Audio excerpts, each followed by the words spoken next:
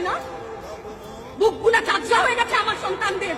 Rubber bullet বলবেন, কি বলবেন? এগুলো অস্ত্রের মুখে দাঁড়িয়ে আছে, আমাদের পয়সায় কেনা বুলেটে আমাদের সন্তানদের আপনারা বুলেট ছুটছেন। আর কত আর কত? পুলিশ ভাইদেরকে বলি, ভেতরে তো আপনিও মানুষ, পুলিশ ভাই বলি না, ক্ষমা করবেন, মুখ থেকে বার হয়ে গেছে। তাদের ঘরেও সন্তান আছে, তাদের খোলসের ভিতরেও মানুষ। যারা এখনো ঘরে আছেন তারাও জানেন আর কতদিন ভয়েই একটা মারবেন 10টা আসবো, 10টা মারবেন 1,00,000 আসবো। সারা দেশের মানুষ, মা বাপ সব একসাথে ওদের সন্তানকে মানুষ করেছিল, আমাদের কাছে শিক্ষকদের কাছে পাঠিয়েছিল। কি জবাব দিব? আমার তো কোনো মুখ নাই, আমি শিক্ষক, আমার ভাষা নাই। তাদের কাছে হাত জোর করে মাপ চাই, নিরাপত্তা দিতে পারি নাই, নিরাপত্তা দিতে পারি নাই। মনে হয় রাস্তায় শহীদ হয়ে গেলে যদি এই লজ্জা আমার কিছুটা কাটে। ওদেরকে বলবার আমার কিছু নাই।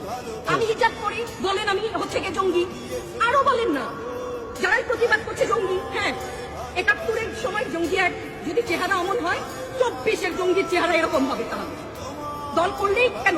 দল করার এটা স্বীকৃতি দিতে হবে, দল করলে ক্ষতি কি? অধিকারই তো চাচ্ছি, সাধারণ মানুষের অধিকার চাচ্ছি, ক্ষতি কি? কেন বারবার আমাদেরকে এই কথাটা শুনতে হয়? এই বিভাজনের সুযোগ তো তারা বারবার নিয়েছে, আবার কেন?